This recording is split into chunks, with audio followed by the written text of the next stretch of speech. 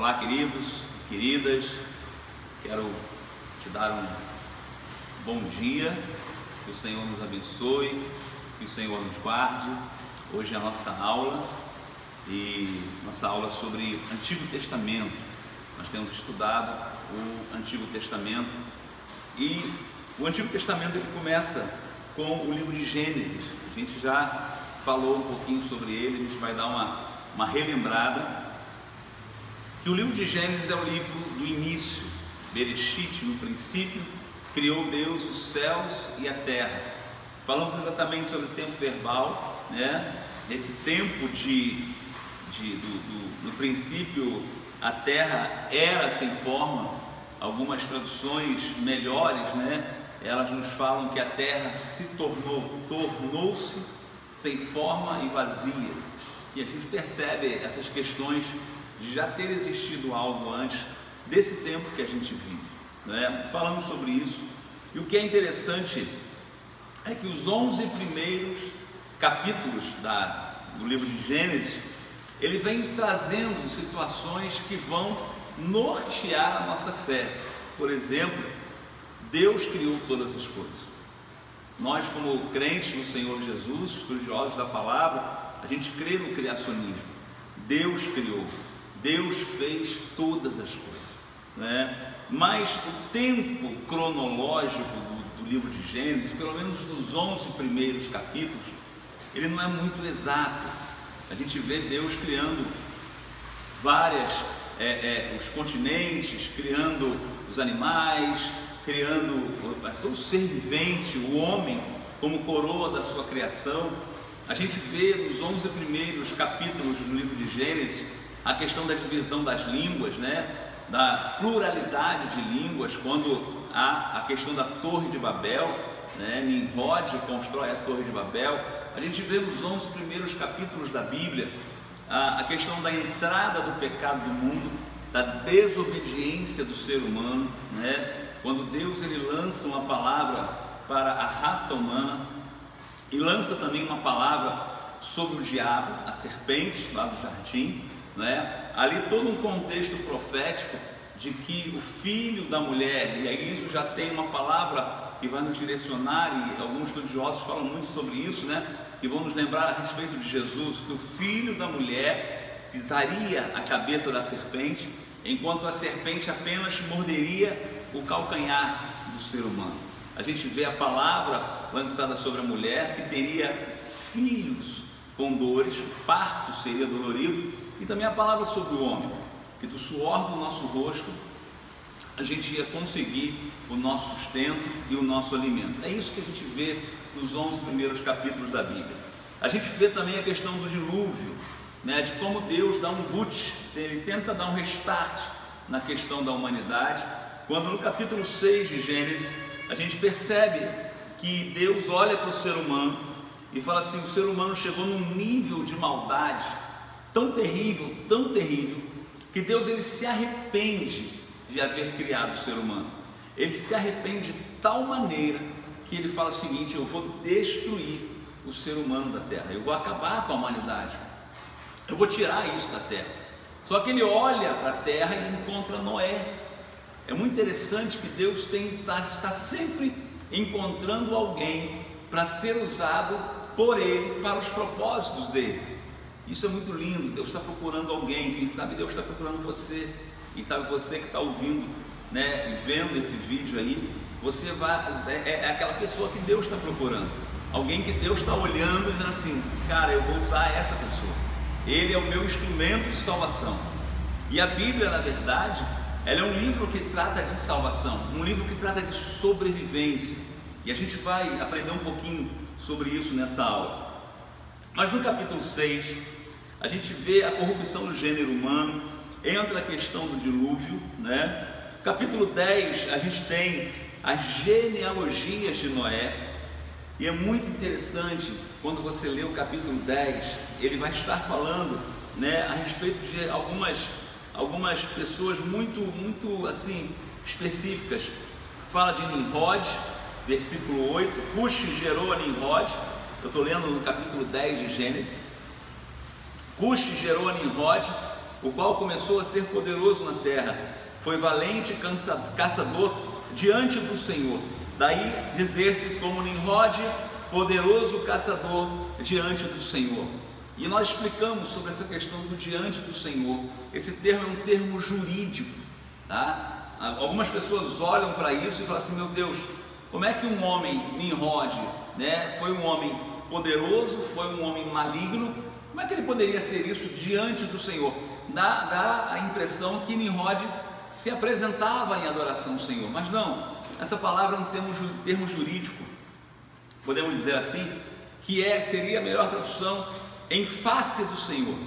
Quem é advogado ou quem lida com direito sabe que numa petição, numa causa, quando você faz a peça inicial, a petição para dar início a uma ação, você coloca exatamente isso, né? O nome do autor daquela petição, daquela ação jurídica, e contra quem ele está entrando com a ação. E o termo jurídico é em face de.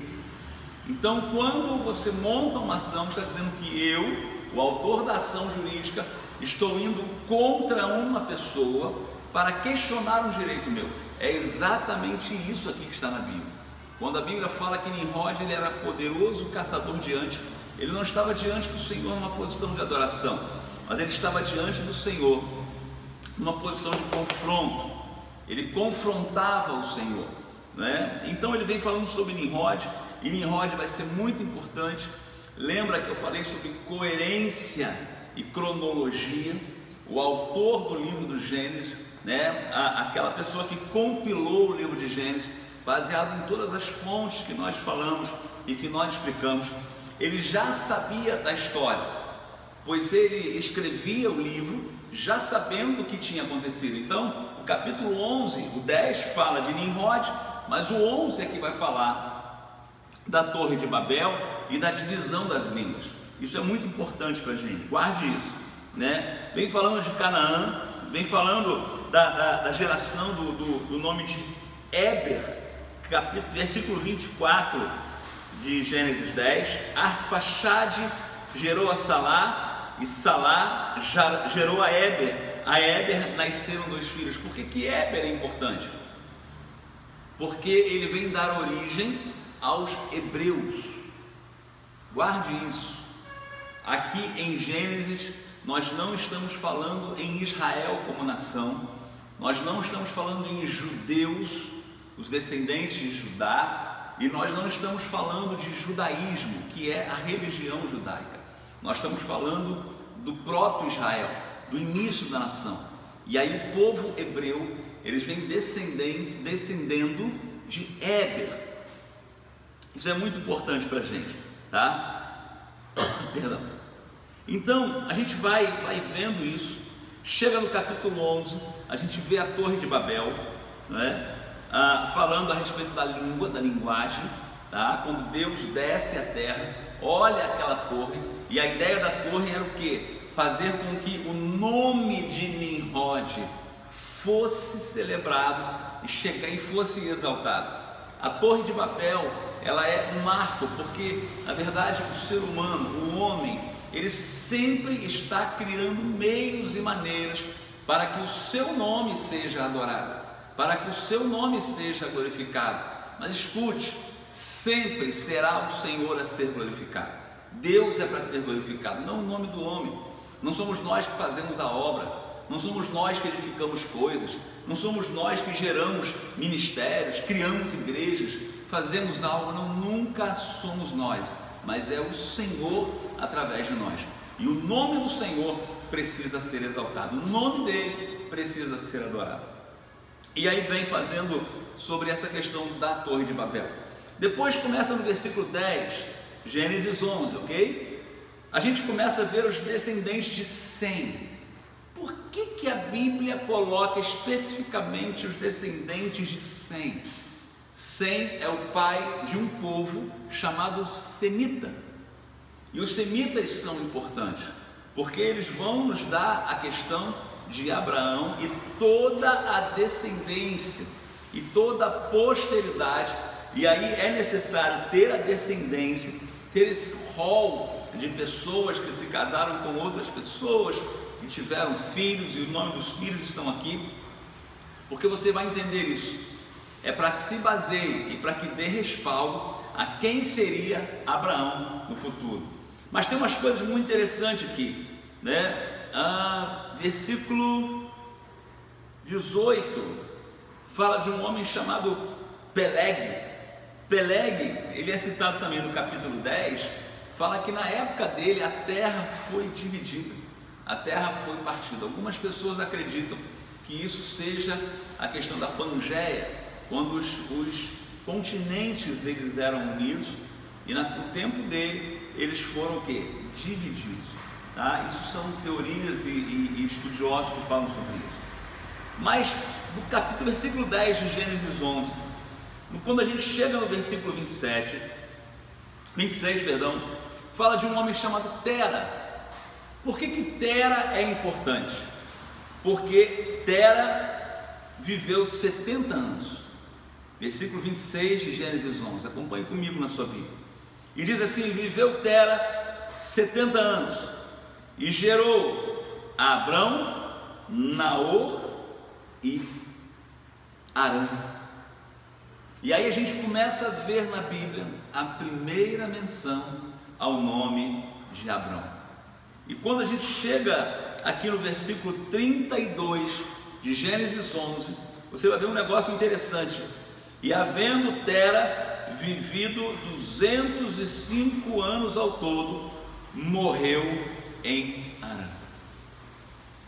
No capítulo 11, versículo 32, se encerra, a gente pode dizer assim, a primeira parte do livro de Gênesis. Imagine o livro de Gênesis como sendo uma trilogia, tá? Senhor dos Anéis, né? Star Wars.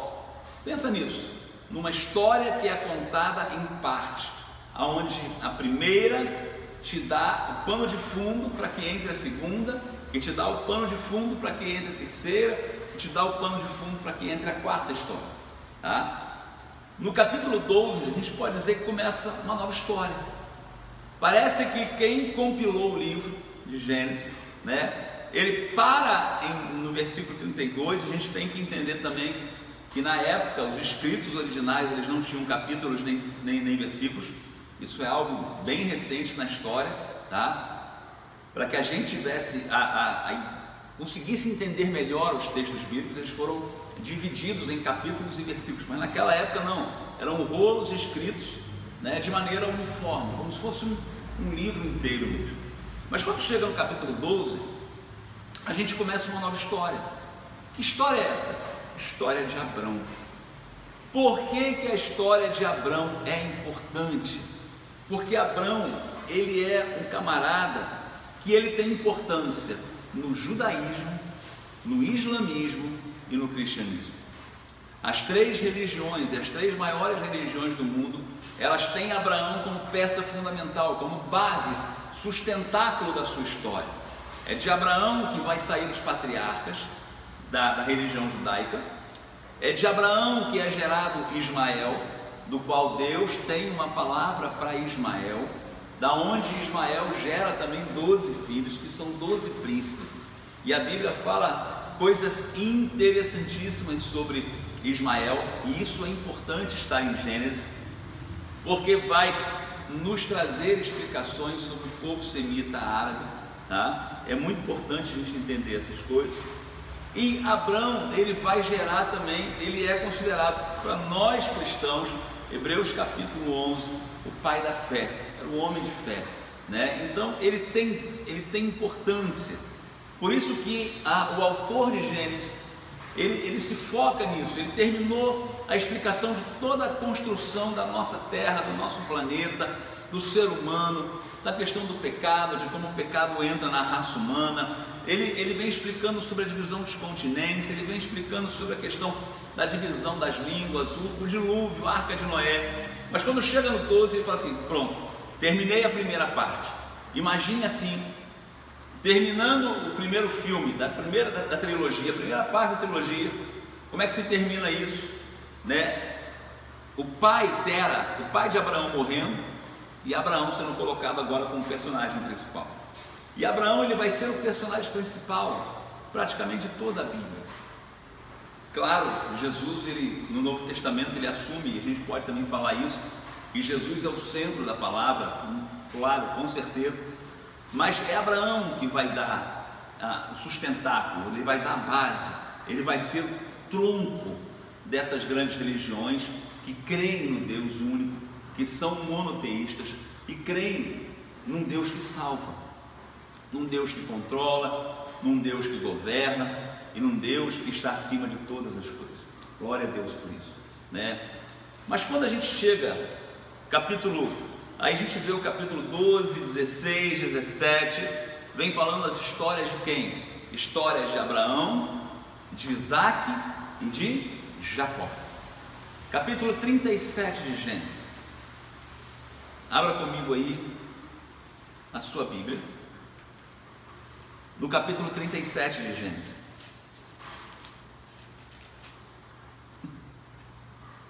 Olha o que diz o versículo 1. Habitou Jacó na terra das peregrinações de seu pai, na terra de Canaã. Esta é a história de Jacó, versículo 12. O que o autor está dizendo? Ele está começando agora uma nova história, uma história de Jacó. Ele vem com a história do Gênesis, depois ele vem com a história de Abraão, e depois ele entra com a história de Jacó. Por que a história de Jacó é importante nessa trilogia? Pense você comigo como se fosse um filme, né? uma coisa de cinema. Por que ela é importante? Porque a história de Jacó vai desembocar na história de José. E lembre-se que José foi fundamental para a sobrevivência dos descendentes de Abraão. Lembre-se disso. Por que Jacó é importante? A gente entende Jacó como um homem, né, que era o trapaceiro, trabalhou 14 anos pelo amor de uma mulher, foi aquele camarada que lutou com um anjo, né? Tem até um poema de fogo aí, né? Jacó segurou o anjo. Mas ele foi o pai de José. E José foi importante. Por que José foi importante? Porque José foi um instrumento que Deus usou, a pessoa que Deus usou para quê? Para manter o povo hebreu vivo. Toda a situação que José viveu, tudo aquilo que José passou, e ele sofreu pra caramba, né? Na mão dos irmãos, na casa de Potifar, depois lá na masmorra, onde ele foi colocado, acusado de adultério, lá com a esposa de Potifar, perdão, ele sofre muito. Mas o que acontece? Ele foi um instrumento de Deus para a sobrevivência. Escute isso: Deus é um Deus de planos, nada sai fora do plano de Deus, nada. E o que a Bíblia vem demonstrando, e que o Antigo Testamento vem demonstrando, é exatamente isso. Há uma história, há uma trajetória. Apesar de que a gente costuma falar que a ordem dos livros da Bíblia não é cronológica, e não é mesmo. Os livros bíblicos, pelo menos do Antigo Testamento, eles não estão numa ordem cronológica, Novo Testamento também, mas isso não é a área da nossa aula hoje. Mas ele está em ordem de coerência. Que coerência é essa? Deus criou o homem, Deus fez todas as coisas, e Deus ainda mantém o homem sobrevivendo e a história sendo continuada. Deus está intervindo na história. Por quê? Porque existe um plano. Deus controla todas as coisas. E aí Deus vem falando de José, e aí não preciso falar aqui para você a história de Jacó e a história de José, de toda aquela questão dos irmãos, né? E aí, o capítulo 37, a gente vai até o final, que é o que? Capítulo 50 do livro de Gênesis. Até o capítulo 50 do livro de Gênesis. E aí se encerra aqui. Olha só como é que termina o livro de Gênesis. José habitou no Egito, ele e a casa de seu pai, e viveu 110 anos. Viu José os filhos de Efraim até a terceira geração. Também os filhos de Maquir, filho de Manassés, os quais José tomou sobre os seus joelhos. Disse José a seus irmãos: eu morro, porém Deus certamente vos visitará e vos fará subir desta terra. Essa expressão, vos fará subir, Deus vai tirar dessa terra, Deus vai levar vocês para um lugar, olha só, para a terra que jurou dar a Abraão, Isaque e Jacó. Quem é que José está citando? Os patriarcas bíblicos: Abraão, Isaque e Jacó. E ele fala, olha, versículo 25: José fez jurar os filhos de Israel, dizendo: certamente Deus vos visitará e fareis transportar os meus ossos daqui. José não queria permanecer no Egito. Ele era governador, o segundo homem mais importante daquela terra, mas ele não queria permanecer ali. A história dele estava lá em Canaã. E aí o versículo 26: morreu José na idade de 110 anos, embalsamaram-no e o puseram num caixão no Egito. Por que essa expressão está aqui, morreu José? Porque aqui encerra-se o período dos patriarcas.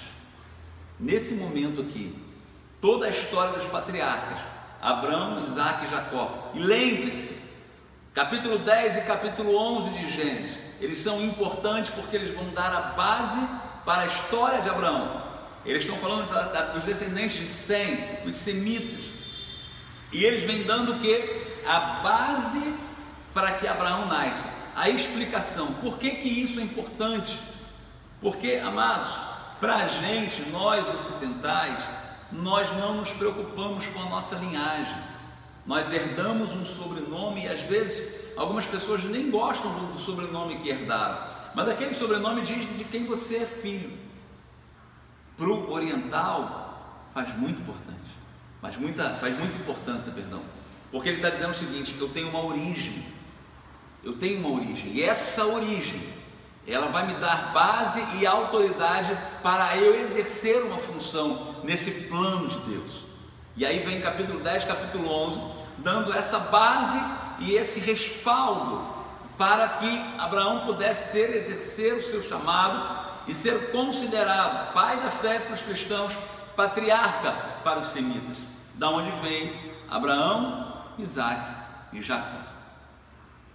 Quando a gente entra no Êxodo, o que é legal é que Êxodo começa a dar a genealogia de algumas coisas, de uma maneira muito breve. São esses os nomes dos filhos de Israel. E aí lembra que Jacó teve seu nome trocado para Israel? Esses são os nomes dos filhos de Israel que entraram com Jacó no Egito. Cada um entrou com a sua família: Rúben, Simeão, Levi, Judá, Issacar, Zebulon, Benjamim, Dan, Naphtali, Gade e Azer. Todas as pessoas, pois, que descenderam de Jacó foram 70. José, porém, estava no Egito. E aí vem falando de José, vem falando do tempo que os israelitas permaneceram no Egito. Gente, o que é interessante é que Israel não precisava ficar esse tempo todo no Egito. Não somente não precisava, mas a Bíblia vem falando que eles eram maiores do que os egípcios. E os egípcios começaram a usar de astúcia com o povo de Israel. Irmãos, eles foram escravizados sem uma guerra. Geralmente naquela época, como é que um povo era escravizado? Quando alguém vinha e lutava contra o povo, guerreava, tomava o território, levava para o seu, escravizava aquele povo. Israel não. Eles não foram vencidos, eles estavam em Gósen desde a época de José. E só que eles foram sendo prósperos naquele lugar. Deus era com eles, como Deus é com Israel até hoje, né? Como Deus é com Israel até hoje. E Deus foi prosperando aquele povo. Na medida que ele foi prosperando, eles eram vizinhos do Egito, Gósen, ali do lado. O Egito começa a olhar para Israel e fala assim: rapaz, eles são maiores que a gente. A hora que eles quiserem, eles derrubam a gente, eles pegam a gente. Só que Israel não era uma nação militar, diferentemente do Egito, que era uma nação militar, era um povo muito avançado em ciência naquela época. e tinha um dos exércitos mais temidos daquele tempo. Então eles olharam e falaram o seguinte: ou a gente controla eles, ou eles vão controlar a gente. E os egípcios usaram de astúcia. Irmãos, isso vem nos ensinar uma coisa, e eu quero terminar essa aula com isso. No reino espiritual, na nossa vida, o nosso adversário, ele usa de astúcia sobre nós. Nós temos um Deus que é todo poderoso, que reina sobre todas as coisas. Ele é Senhor. A Bíblia diz que Ele governa todas as coisas. A Bíblia diz que Deus sustenta, que Deus mede, Jó fala isso, que Deus mede os oceanos na concha da sua mão. Deus é poderoso. Além de Deus ser poderoso, o Novo Testamento vem falar o quê? Que nós temos a autoridade do nome de Jesus. Ou seja, servimos a um Deus todo-poderoso, temos a autoridade no nome de Jesus, mas nós muitas das vezes somos derrotados por um inimigo que é astuto e tem usado de astúcia para dominar muitas pessoas, emocionalmente, financeiramente, mas o pior, espiritualmente. Eu quero te ensinar nessa manhã: não seja subjugado pelo teu adversário, não seja vencido pelo teu inimigo, não seja. Quando a Bíblia fala do nosso adversário espiritual, ele está falando que o nosso adversário não é um Deus, ele é um anjo que foi jogado do céu, perdeu o seu local, um arcanjo, e ele foi jogado na terra. E aí ele luta, e ele milita contra a igreja do Senhor, milita contra o povo de Deus. Ele sabe que ele não pode nos vencer militarmente. Como é que ele faz? Astúcia. Fique atento em nome de Jesus. O Senhor te abençoe nessa aula, e a gente vai dar uma pausa e vamos estar depois gravando outro vídeo. Nós vamos estar falando de Moisés, tá? Moisés e a libertação do povo do Egito. Que o Senhor te abençoe, que o Senhor te guarde. Graças a Deus.